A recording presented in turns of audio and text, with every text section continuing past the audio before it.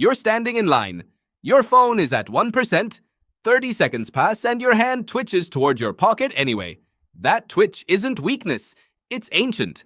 And the feeling underneath it, the one you call boredom, might be the most misunderstood emotion you own. You think boredom is the absence of something. Empty time. A problem to be solved with a screen. But the real answer is far stranger. Boredom isn't empty at all. It's a signal. A loud, uncomfortable, evolutionarily ancient alarm bell ringing inside your skull. And it has been going off in human brains for hundreds of thousands of years, long before there was anything to scroll. Think about that for a second. What was boredom even for, before there was anything to fix it? Start with your ancestors. Not the ones in history books. The ones before that. The ones squatting by a fire 200,000 years ago, watching the flames, waiting for morning.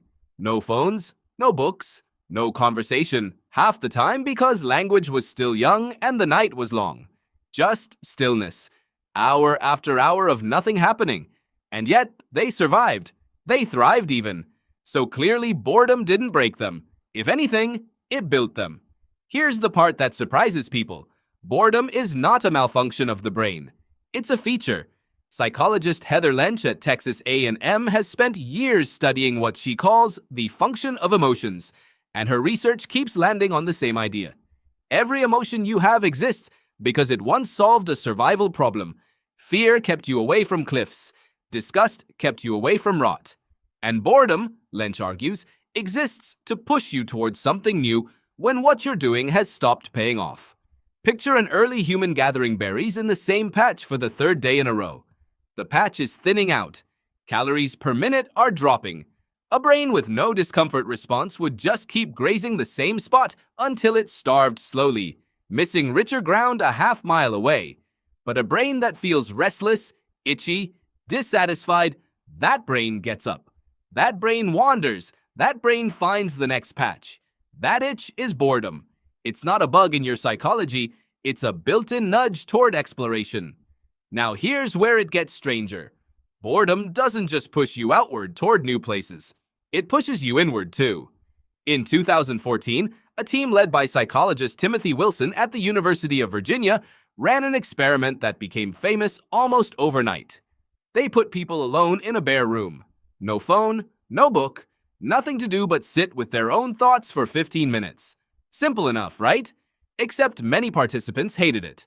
Some hated it so much that, when given the option, they chose to give themselves mild electric shocks rather than sit there doing nothing. 2/3 of the men in the study did it. One man shocked himself nearly 200 times. Sit with that. People chose pain over their own unoccupied mind. What does that tell you? It tells you that boredom isn't mild. It isn't a gentle little shrug of an emotion. For a mind built by evolution to constantly seek, constantly scan, constantly move toward food, safety, or social connection, stillness can feel like an emergency. Your brain didn't evolve to relax in an empty room. It evolved to act. But here's the twist inside the twist. That same discomfort, the one strong enough to make someone choose a shock over silence, is also responsible for some of the most important leaps your species ever made. Consider what boredom actually does to your brain while you're suffering through it. Neuroscientist Sandy Mann at the University of Central Lancashire ran a study where she had participants do an intentionally tedious task, copying numbers from a phone book before testing their creativity. The bored group outperformed a control group on creative thinking tasks afterward. Boredom hadn't shut their minds down. It had quietly switched them into a different mode. That mode is sometimes called the default network. When you're not focused on an external task, your brain doesn't go idle.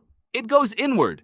It starts wandering through memory, recombining old ideas, simulating future scenarios, solving problems you didn't even know you were working on. Ever notice how your best ideas show up in the shower, or on a walk, or staring out a train window?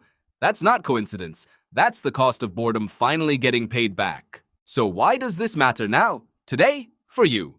Because something happened in the last 15 years that never happened before in the entire history of your species. The empty moments disappeared. The line at the store. The red light. the 15 seconds between finishing one task and starting another. Every single gap that used to be filled with boredom, the exact discomfort that pushed your ancestors toward new berry patches and pushed man's bored participants toward creative leaps, is now filled instantly, automatically, before you even notice the gap opening. Your phone is not just convenient, it is, functionally, an alarm silencer. It mutes the exact signal your brain evolved to use as a launchpad. And the cost isn't abstract.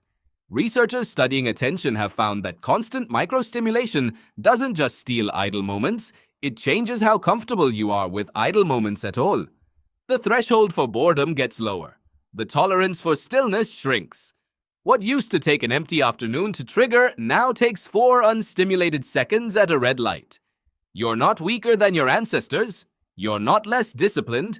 You're just living in the first environment in human history engineered specifically to never let the alarm finish ringing. So what do you do with that? Not abstinence. Not throwing your phone in a lake. Just awareness, maybe, of what's actually happening in those gaps you keep erasing. The next time you feel that twitchy, restless discomfort, in line, in traffic, in the 30 seconds before a meeting starts, you could reach for the phone, the way you always do. Or you could let it ring a little longer. Let your mind wander somewhere it hasn't been told to go. Because that discomfort isn't punishment. It's not your brain failing to entertain itself. It's the same ancient mechanism that once sent a hungry forager toward a richer field. The same restlessness that pushed a mind alone in a room toward unexpected ideas. It's still trying to do its job. It's just that you, almost without noticing, have spent the last decade hanging up on it before it finishes the sentence. You're standing in line again. Your phone is at 1%. This time, you leave it in your pocket. And for the first time in longer than you can remember, you let the silence stay exactly as uncomfortable as it's supposed to be.